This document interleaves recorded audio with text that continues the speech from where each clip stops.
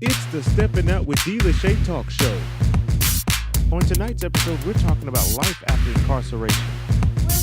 We have guests Amber Hill and James Norton. Stay tuned because it's time for... We're here today with a very special guest, Miss Amber Hill. She is here to talk about life after incarceration and how she has struggled to get herself to the top, even though she has made it. I want to thank you so much for being here today. How are you? I'm doing okay. I'm just constantly trying to find another way to survive out here. Right. So can you tell us a little bit about the experience that you had with being incarcerated? Okay. About 6 years ago, well, it didn't start 6 years ago. It started 15 years ago. I was just making all the wrong decisions, got a little taste of the street life, and I liked it. You know, it started out with me liking it to eventually I grew to love it, and that's all I really cared about was making money, which is terrible because God always says the root to all evil is money, right? Right. So that's what I kind of based my life around, doing that, and in that I got into a whole lot of trouble. I caught a charge, and then I caught another charge, and then when I caught the last charge, that was the charge that got me sent to jail for 6 months. I didn't have a bond. I couldn't get out. It was just really, really heartbreaking, more so for my mom, a single mother who done everything right, and I just turned 18 and decided I was just going to go down the wrong path and do what I wanted to do. Do what you wanted to do, right? I veered off that originated path, and that's where I went wrong. I feel like each time I would get in trouble, it was God trying to stop me, you know. But that last time when I had to be away from my son for 6 months, and I had to call home and talk to him and be away on Christmas and Thanksgiving and Valentine's Day, missing birthdays, and that was enough for me to say, enough is enough. Right. So once you were there for that 6 months and you had that awakening moment where you said, okay, this is not for me. So you come home and you're faced with the task of rebuilding your life. How do you do that after incarceration? It was very hard because I had some student loans before I went. So when I got ready to get out, I was expecting to have an income tax return waiting on me. Well, when I got out, the government had took that for my student loans. So I lost my place, I lost my cars, I lost everything I had. I think about 6 years ago, I made a Facebook post and I said, if anybody, well, instead of me selling everything in my house, because everything I had I was blessed with, and it hurt me so bad, I had to give everything away in my house, everything, because I couldn't afford to pay a $60 storage bill every month. I couldn't get a job. I had to resort to going and working a job for minimum wage at Subway. But I worked that job, and I rode that bus for 30 days. And I think about on the 45th day, I had saved up just enough to get me a car. So I bought me a car. I said, okay, I guess I'm going to start back selling my fish sandwiches and cooking again. So I went and bought my little tent and propane and all the things I needed to cook. On the minimum wage job? On the minimum wage job. Wow. I was thankful because I had my mom, a strong support system, and my mom actually had a home for me to go to. So I was never homeless. But had I not had that, I could have had potential to be that. Right.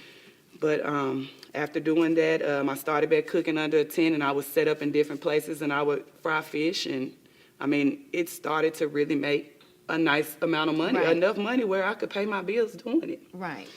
So from that, I just worked job after job after job, and it was real hard because with my background, I could only get jobs with temp services and places like that. I mean, I remember I worked for a temp service. I worked a job for 1.5 years straight. I never missed a day. I never was late. And one day I got up and went to work and I didn't have a job. Wow. So did you find it hard once you're no longer incarcerated? You're trying to build your life, but you can't get a job making enough money to be able to improve your situation. So do you think that that's like a hardship for people who are freshly out of jail or prison to not re-enter the judicial system because nobody would hire them? At times for me, I did a lot of crying, and I was broke, and I was, used to the fast money. So when the little money came, it wasn't enough. It was just really, really hard. I can remember times I would say, darn, they should just probably give me a pack and put me back on the corner they picked me up from, because they're not giving me no type of resources or help or anything to try to move forward. I was qualified, very well qualified for these jobs, but I couldn't get them because of my felony. Right.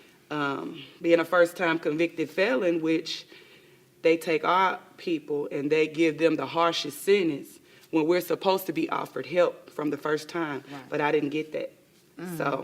So basically, you had to reinvent yourself. Exactly. I had to create a lane that works for me. My mom used to always say, well, Amber, if I had as many talents as you had, I would never work for anybody. If you don't like the game that life is giving you, create a new one. And I did that. So, how has life been since you created your own lane? Life was great. It was great. Now it's been a little hard. I lost my mom last February. You talk about so much about her. Yes. But it seems she's a great woman, amazing woman. She laid that foundation for you to be able to create that own lane for you. So a lot of people, like you said, don't have that once they come out of the judicial system. So have you been able to give back to those that are in the system to be able to assist them or encourage them to create their own lane? If they don't give you a lane, make your own. Have you been able to give back? Definitely, and it was amazing because 5 years ago, I turned myself in on December the 10th to do 6 months.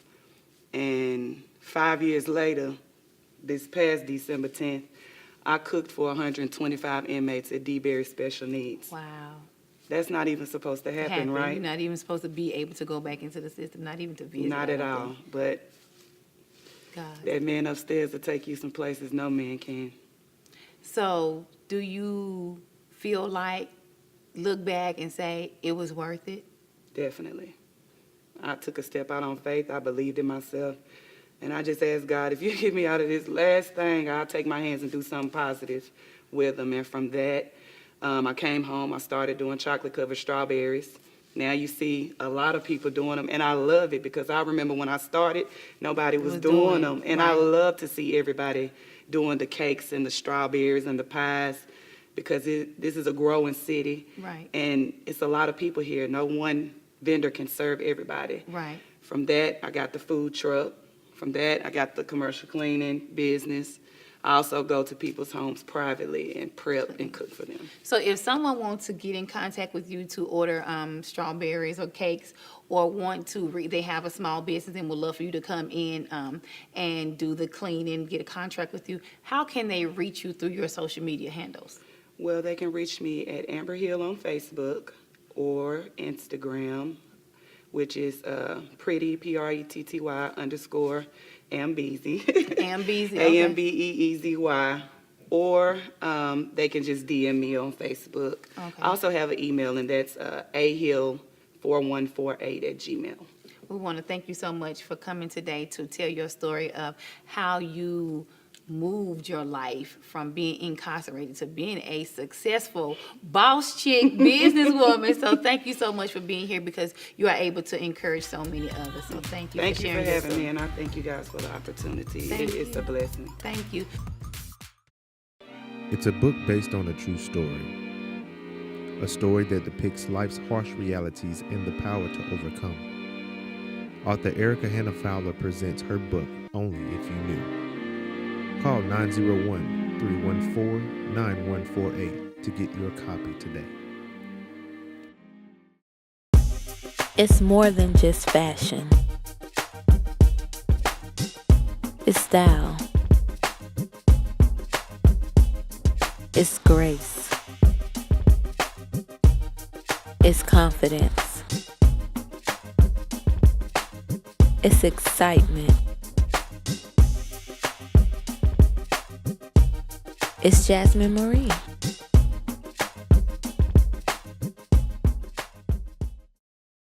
Have you been looking for the perfect gift for your loved one?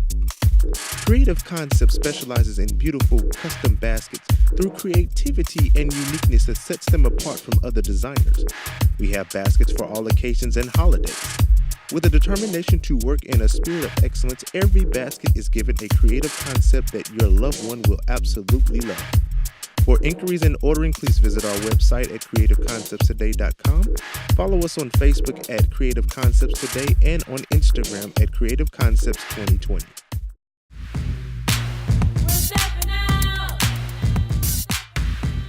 And we're back.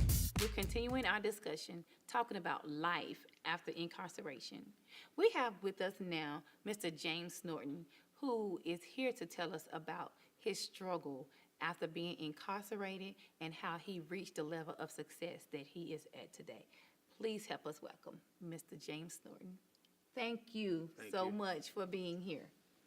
So can you please tell us about, take us back, not the James that we see now, but take us back some years to the incarcerated James. How long were you incarcerated, and what's the difference between that James and this James? First of all, I want to thank God, for setting me free and delivering me. Second of all, it was periods of time. Went in 3.5 years, 4 years, 5 years, get out, go back 2 years. So I calculate probably 14 years altogether. Yeah, altogether. And Jail and prison? yes. Before I went to jail and prison, I was also in a gang, and the gang kind of spread it out when I was in there and whatnot. And I remember times I had to run for my life. People was trying to get at me, as they say, because Right. of what I had done when I was on the streets and whatnot. Right. But it was straight turmoil. Straight to in the gang or being in prison? Prison and gang, yeah. But So- it was pretty much, for me, it was a learning experience, because when I was in it, the type of person that I was, I never liked to stay at the bottom. So my idea was, how can I run this gang? Right. So Yeah. you've always been a person that want to lead. Yeah. Okay. So during those 14 years, that 14-year span where you were in and out of prison, what was the turning point for you? One year I was incarcerated at CCA Metro, and as I went in, I was in a gang, and they go by your points. My points was real high. I was in there for a violent charge, and I was a gang member.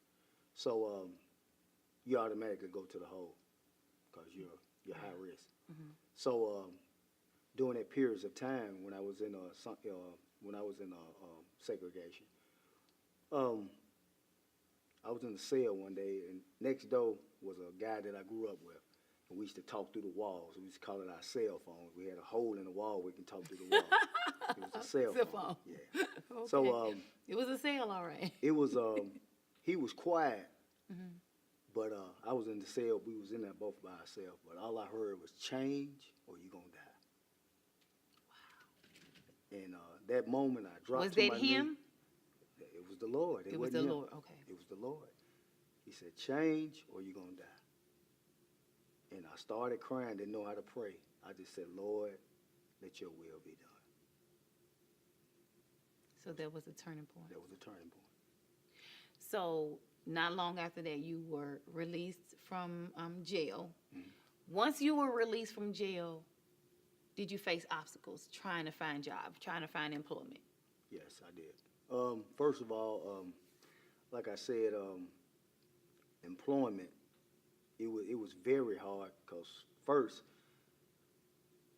I never had a job.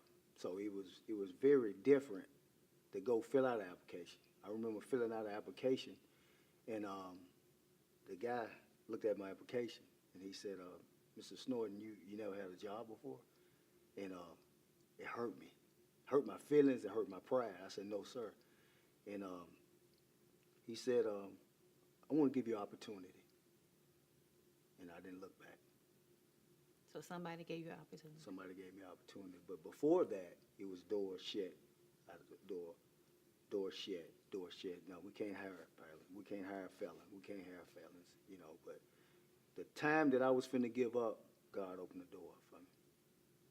So someone gave you an opportunity and you never looked back. How did you build from that? How did I build from it? I basically run a moving company. And the guys that I hire, they're just like I was. Wow. They're ex-gang members, they're felons. So I'm able to give them an opportunity, you know, because I remember when those doors were shut in my face, you know. Right. But the principle is not to give up. Not to You know, as they say, the struggle is real, but we can't give up in the struggle, you know. Because with me, like today, that same prison that I was once in, I'm able to go back through there and minister to the guys. And they can look and say, man, I got hope. Right. He was in that cell next door to me. So when I go back into those prisons and penitentiaries and juveniles, give people hope. Because a lot of people know who I was and what I used to do. Right. Yeah. So do you run your own business now? Yes.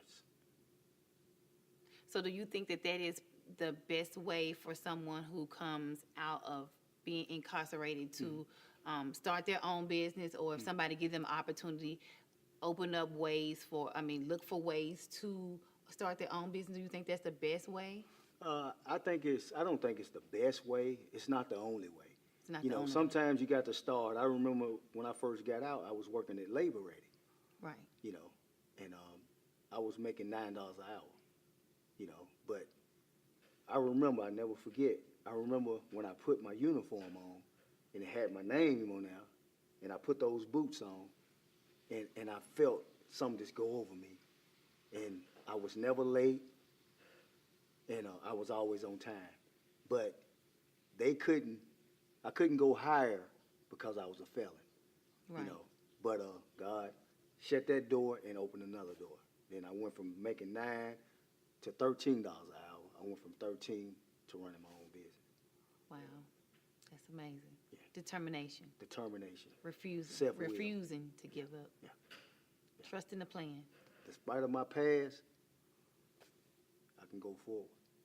So when you go back to the prisons, you open up yourself and reveal, and you're very transparent to the young men or young women that you go back and minister to or encourage about the process Yes. of what you had to go through. That it's not easy, Yes, it's but it is possible. It's possible. You know, I went and spoke. I go every Thursday. The topic was self-motivation. What motivates you? What motivates you? You know, what motivates me is I got another opportunity. And it pushes me to a level that I've never been before. I let all of my pain push me to greatness.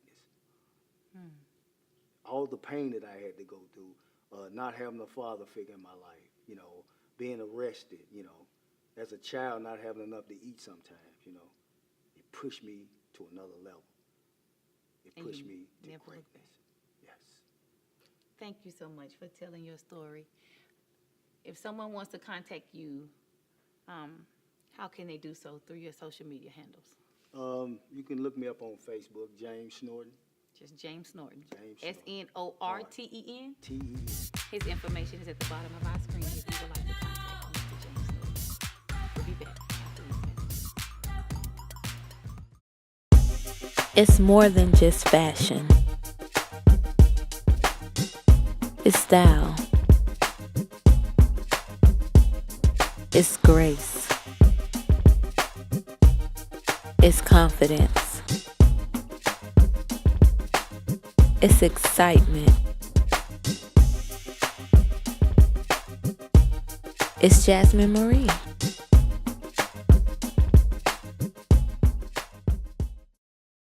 Have you been looking for the perfect gift for your loved one?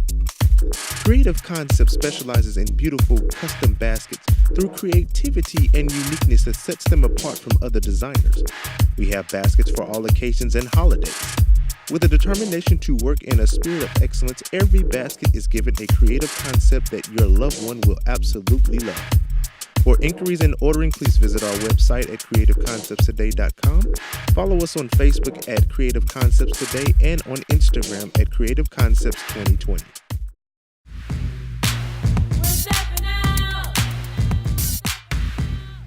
We're back. We're continuing our discussion about life after incarceration.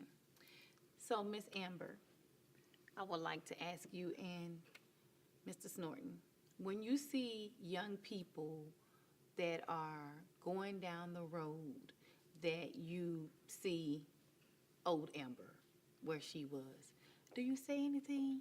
I do, and sometimes it falls on deaf ears, and sometimes it doesn't. I guess you never really know how you inspire somebody, because I saw a girl a few weeks ago, and I remember when she was going down that road, and I was just like, why don't you go do something with yourself? Go to nail school, go do something. And now she's around here doing everybody's nails. Wow. So, I mean, it don't cost you anything to say something. Right, And at least you know you tried. right. How do you feel, Mrs. Norton? Yeah, I help. I also go to juvenile and do a little ministry up there. But you got to realize it's a lifestyle. It's easy to tell somebody something, but you got to be doing it. Right. Yeah. So a lot of times, we never really know who's watching. So sometimes people may not say anything initially, but they may be, they may be watching this. Do you believe that? Yes. So when you went into D-Berry and you were cooking, how did that make you feel? Did you feel like, Mama, I made it? I did. I cried a lot that morning. It was a very emotional morning for me because I just couldn't believe. I mean, I should be able to believe that God blesses you with anything, but when he does it, that's a whole different ballgame. And, when he shows you and blesses you at the same time, it's just, wow. I mean, because I go to juvenile and talk to kids, too. And it's sad that some people have the guidance and they went the wrong way. Then you have some that didn't have it. And as a result, it's why they continue to be in and out of that lifestyle. Or they had it growing up in their household, so when they're doing it, it seems that it's okay and it's cute. Mm-hmm. But it's not okay and cute when you get locked up. Right, it's not. So do you feel there's hope for those that are incarcerated? They may be watching this show and they're incarcerated. Is it hope for them to come out and turn it all the way around, even though it may be hard to find a job? Definitely, but they gotta want to. It starts with them. When they get tired of going to jail and somebody telling them what to do and what to eat and how to move, then they'll make a change. They get tired.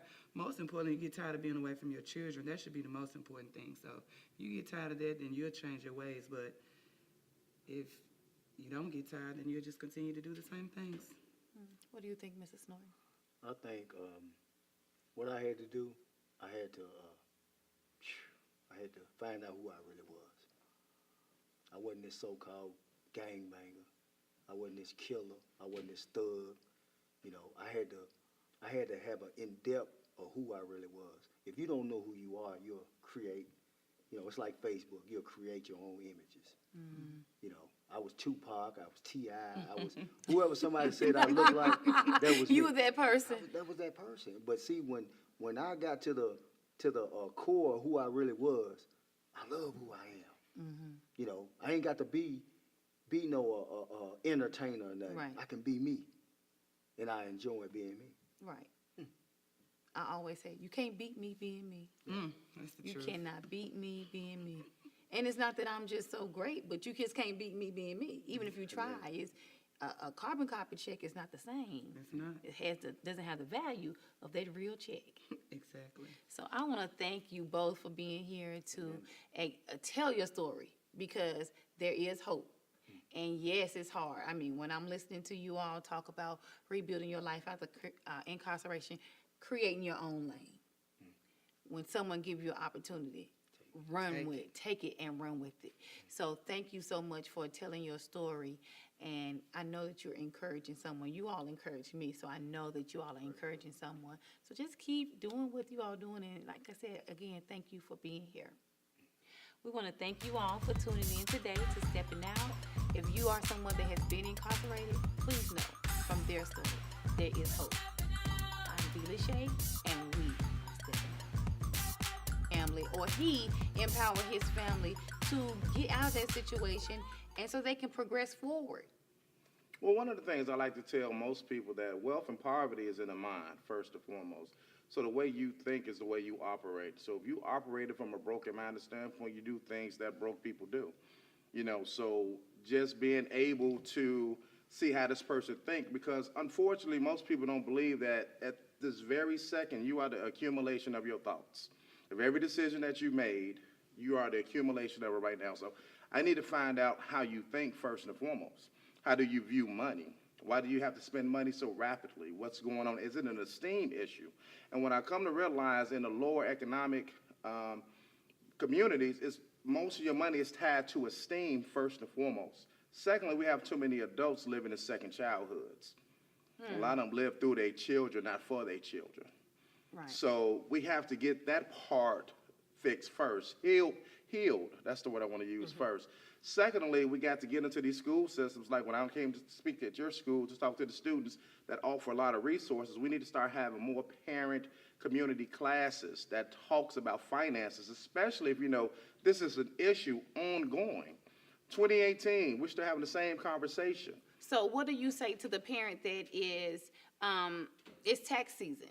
She gets $9,000 back in taxes, $9,000 in taxes. So she has the tax money, and she wants to pay her rent up for the year so that her and the kids can get out of a hotel. Exactly. So that she can help build her child's confidence up, so the child don't have to come to school dealing with, I'm homeless.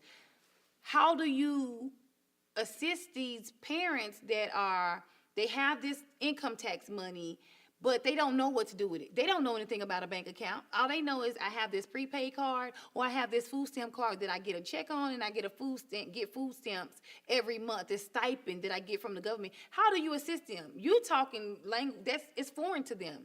It's like they're illiterate when it comes to finances, Black Wall Street. All they know is Right. I got these taxes. I want to try to help myself, but I don't know how. So one of the things I said, this is 2018, there's a lot of resources out here. And a lot of these unfortunate people who are, let's say you say broke or broken-minded, they have $900 cell phones. If they have $900 cell phones, they have Google on their phone.